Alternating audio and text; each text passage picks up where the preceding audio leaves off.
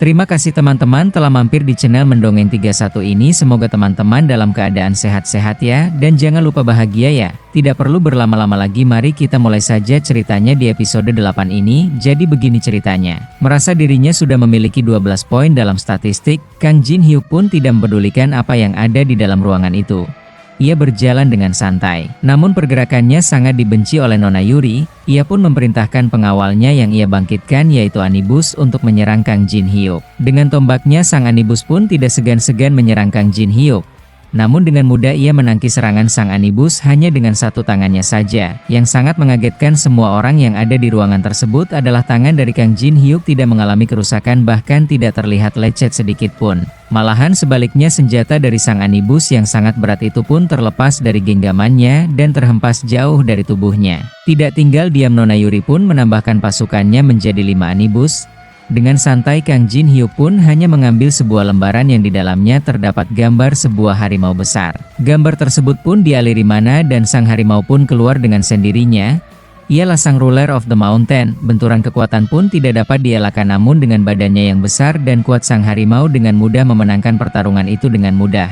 Nona Yuri pun hanya bisa terduduk lemas melihat pasukannya habis dibantai sang harimau. Setelah mendapatkan sebuah artefak dari Nona Yuri yang bernama The Mask of Tutankhamun, Kang Jin Hyuk memerintahkan sang harimau untuk menjaga semua orang yang berada di dalam ruangan tersebut, memastikan tidak ada yang mengganggunya saat ia menuju ke lantai berikutnya. Kang Jin Hyuk pun kini mulai menapakkan kakinya menuju ke lantai 3 di gedung Museum Pusat Nasional. Di sebuah ruang masih terlihat rapi yang dimana masih banyak terdapat artefak yang belum tersentuh oleh seseorang pun. Terlihat seorang kakek berdiri termenung memikirkan sesuatu yang berada di hadapannya. Ia pun kini mulai merasakan kehadiran seseorang yang berada tepat di sebelahnya. Dengan keringat yang mulai terlihat menetes di wajahnya, kakek Min Jinwo pun bergumam dalam hatinya. Kenapa bisa jadi seperti ini, Liuri? Bertanya-tanya dalam hatinya setelah mengetahui terdapat seorang laki-laki berdiri tepat di sebelahnya. Kang Jin Hyuk pun hanya berdiri sama seperti yang dilakukan sang kakek, hanya terdiam memendangi sesuatu yang ada di hadapannya. Min Jinwo pun melanjutkan gumamnya, bertanya-tanya dalam hatinya. Siapa dia? Kenapa dia bisa sampai di sini? Atau jangan-jangan dia telah mengalahkan Nona Yuri lalu melanjutkan ke sini? Tidak dapat dipercaya dengan kemampuan Nona Yuri seperti itu.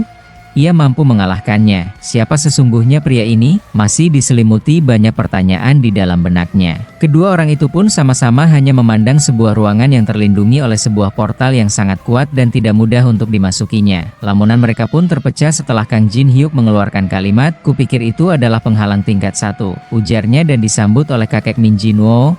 "Iya, itu betul, sepertinya kau mengetahuinya soal ini?" tanya kakek Min Jinwo. Kedua orang ini pun mencoba menyentuh penghalang itu. Seketika itu juga kakek Min Jinwo menarik tangannya yang sepertinya ia merasakan sakit. Dengan mengibas-ngibaskan tangannya seraya berkata, "Aku belum pernah melihat penghalang seperti ini sebelumnya. Baik serangan fisik maupun serangan sihir tidak bekerja pada penghalang tersebut," ujarnya memberitahu Kang Jin Hyuk. Dengan kemampuannya yang sudah meningkat, Kang Jin Hyuk pun mencoba mendeteksi apa yang sebenarnya penghalang ini. Ia pun sepintas melihat di dalam pikirannya bahwa penghalang ini adalah Charpo, di mana aliran kekuatan mananya mempunyai penyimpangan. Kang Jin Hyuk pun memberitahukan kepada Min Jinwo apa yang telah ia ketahui tentang penghalang itu. "Kurasa ada cara untuk menghancurkan penghalang ini, tapi ada syaratnya." Ia pun memandang sang kakek dengan mendalam. Sementara itu kakek Min Jinwo pun hanya bisa berkata, "Syarat? Apa maksudmu dengan memiliki syarat?" Kang Jin Hyuk pun melanjutkan perkataannya, "Jadi kau harus terus-menerus menggunakan sihir apimu itu untuk membuat penghalang ini menjadi lemah terlebih dahulu," ujarnya. Sang kakek pun bertanya, "Beberapa lama aku harus membakar penghalang tersebut?" Kang Jin Hyuk pun membalasnya, "Sampai aku masuk ke dalam dan keluar membawa semua artefak yang dibutuhkan," ujar Kang Jin Hyuk. Kakek Min Jinwo pun hanya tertawa kecil seraya berkata, "Jadi maksudmu saat kau berada di dalam aku harus terus menggunakan sihirku untuk membakar penghalang itu dari luar sini?" tegas sang kakek. Kang Jin Hyuk pun menjelaskan kondisinya saat ini, "Aku tidak bisa membuat sihir yang cukup kuat untuk melemahkan penghalang itu dalam waktu yang cukup lama. Aku tahu kau tidak mungkin mempercayai aku begitu saja, bukan? Tapi tidak ada cara lain untuk memasukinya. Ini adalah satu-satunya cara, karena sebentar lagi pagi akan datang, dan kita tidak bisa keluar dari sini tanpa membawa apa-apa, bukan? Dan aku akan membiarkanmu mendapatkan petanya.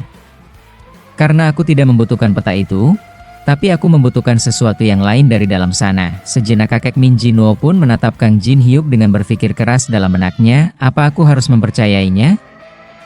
Tapi jika tidak ada hasil yang didapat dari kerja keras, itu akan menjadi hasil terburuk yang mungkin terjadi dalam hidupku, gumam sang kakek. Min Jinwoo pun segera mengambil keputusannya. Lalu apa kau berjanji agar menerahkan peta The Great of the Eastland itu padaku? Memastikan kepada Kang Jin Hyuk, dengan senang dan tenang ia pun menjawab sang kakek. Tentu saja aku tidak membutuhkannya, lagi pula aku tidak ingin bermusuhan dengan rangker magis tingkat tinggi seperti dirimu, ujar Kang Jin Hyuk. Setelah mendengarkan ketegasan dari Kang Jin Hyuk, sang kakek pun membulatkan tekadnya seraya bergumam dalam benaknya. Harus aku coba, tidak peduli seberapa keras aku memikirkannya, hanya ada satu kesimpulan, kurasa saat ini aku harus percaya padanya. Ia pun menegaskan, sekali lagi, baguslah kamu mengerti tentang itu, kini aku akan mempercayaimu satu kali ini saja. Mereka berdua kini bersiap untuk memulai apa yang sudah mereka rencanakan sebelumnya. Kakek Min Jinwoo pun kini bersiap-siap mengobarkan api di dalam genggamannya untuk segera disalurkan kepada portal pelindung itu. Api yang sangat besar pun terlihat sangat bertenaga untuk dapat menghancurkan penghalang yang berada tepat di depan kedua orang tersebut. Benturan kekuatan pun terjadi dan sang kakek mengeluarkan seluruh tenaganya untuk dipusatkan pada penghalang itu. Cahaya dan pancaran dari api yang terbentur oleh penghalang itu pun menimbulkan percikan ke seluruh ruang museum itu. Tidak membutuhkan waktu yang lama kini penghalang portal itu pun mulai terlihat melemah, ditandakan dengan mulai terbentuknya retakan di dinding-dindingnya. Dengan melihat pelindung itu mulai melemah, Kang Jin Hyuk pun tidak berpikir panjang.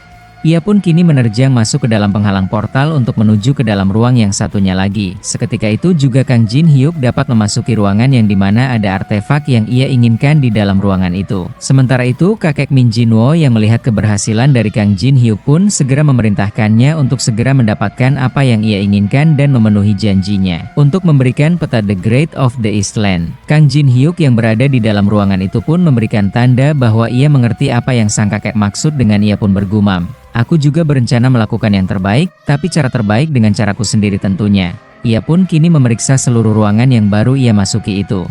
Semua barang-barang di dalamnya masih terlihat sangat rapih di dalam kotak-kotak kaca sebagai pelindungnya.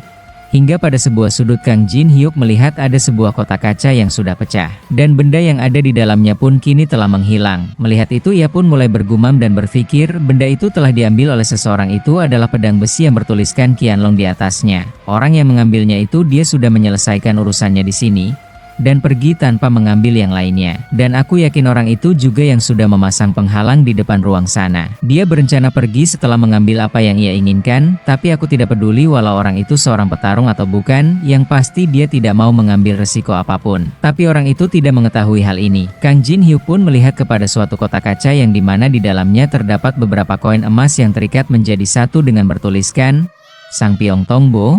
Itu merupakan koin dari dinasti Choson. Kang Jin Hyuk pun memastikan ia mendapat semua artefak yang ia inginkan dengan melihat kembali daftar apa saja yang ia butuhkan. Seraya ia bergumam, orang itu hanya mengambil relik tingkat 2. Kini aku telah menemukan potongan terakhir dari teka-teki. Koin ini diperlukan untuk membuat keterampilan paling kuat. Bahan-bahan yang kubutuhkan kini sudah terkumpul. Yang pertama ceremontal Perstan from World. Yang kedua mata kanan dari topeng Tutankhamun dengan menggabungkan kedua relik ini. Gumamnya memeriksa barang bawaannya. Cahaya keemasan pun kini menyinari seluruh ruangan yang dimana tempat Kang Jin Hyuk menggabungkan kedua relik tersebut. Dan itu adalah reaksi yang dikeluarkan dari kedua relik tersebut dikarenakan kedua relik itu sangatlah cocok satu dengan yang lainnya. Dan saat yang bersamaan di saat dua relik itu bereaksi, Kang Jin Hyuk pun segera memutuskan tali penyatu koin tersebut. Dan ia pun menjatuhkan koin-koin tersebut ke dalam dua relik yang sedang berinteraksi tadi.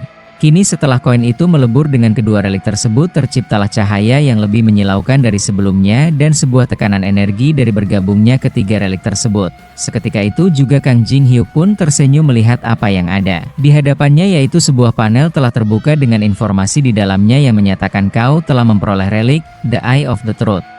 Dan panel itu pun menyebutkan kegunaan dari relik tersebut, yaitu kau bisa melihat jendela status orang lain dan kau dapat mengetahui seseorang mengatakan hal yang sebenarnya atau ia berbohong. Benda ini hanya dapat digunakan 3 kali dalam satu hari. Dengan senang Kang Jin Hyuk pun menggenggam apa yang telah ia hasilkan seraya ia bergumam. Eye of the Truth adalah mata terbesar dari 5 mata yang ada di dunia ini. Tapi ada alasan lain kenapa aku datang ke museum hari ini. Kini kembali panel itu terbuka memberikan informasi adanya quest tersembunyi. Kau telah berhasil menggabungkan 3 relik replika peringkat B, atau lebih rendah untuk membuat item peringkat S atau lebih tinggi lagi. Kini kau telah memenuhi persyaratan. Setelah panel itu memberitahunya, kini Kang Jin Hyuk pun menutup matanya seperti sedang bermeditasi. Dan seketika itu juga muncullah sebuah dimensi baru di belakang tubuh Kang Jin Hyuk dan perlahan mengelilinginya. Kang Jin Hyuk pun bergumam di dalam pikirannya, aku akan menyalin dan menyimpan sebanyak mungkin kemampuan yang ada di dunia ini. Dan akan aku gunakan keterampilan itu untuk menciptakan keterampilan yang lebih kuat. Dan itu adalah senjataku untuk menjadi yang terkuat di dalam Towers of Trials, gumamnya. Sementara kembali panel informasi terbuka yang terdapat tulisan, kau mendapatkan keterampilan bawaan Fusion. Overlink, Memory of the World sedang dibuat. Informasi yang keluar dari dalam panel tersebut. Dengan kegunaan dari keterampilan bawaan Fusion, kau dapat menyalin dan menyimpan keterampilan lain yang melekat dalam Memory of the World, dan menggabungkan keterampilan untuk menciptakan dimensi yang lebih tinggi. Namun, jika kesulitan kondisi untuk menyalin keterampilan melonjak, kondisinya mungkin sebagian akan berubah. Kini konsentrasi dari Kang Jin Hyuk pun terpecah setelah mendengar suara dari kakek Min Jinwo. Hai, jika sudah selesai cepatlah. Aku pikir aku sudah tidak bisa menahannya lagi, ujarnya memperingati Kang Jin Hyuk. Seketika itu juga Kang Jin Hyuk mendapatkan sebuah ide untuk segera mencoba keterampilan barunya itu. Ia pun akan mencoba menirukan keterampilan dari kakek Min Jinwo itu. Panel itu kembali terbuka dengan informasi di dalamnya tertulis, Min Jinwo selalu menyembunyikan perasaannya yang sebenarnya di dalam topengnya. Kini buatlah dia mengungkapkan perasaannya yang sebenarnya. Kang Jin Hyuk pun mengerti dengan apa yang tertulis di dalam panel tersebut. Apakah yang akan dilakukan oleh Kang Jin Hyuk? Berikutnya, kita akan melanjutkan petualangan Kang Jin Hyuk di episode berikutnya ya teman-teman. Dan apa yang akan terjadi selanjutnya dalam sistem ini? Terima kasih teman-teman telah menikmati channel ini dan tidak segan-segan untuk selalu mengingatkan untuk memencet tombol like-nya, tombol subscribe-nya, dan aktifkan juga lonceng untuk tidak terlewatkan episode baru dari Mendongeng 31.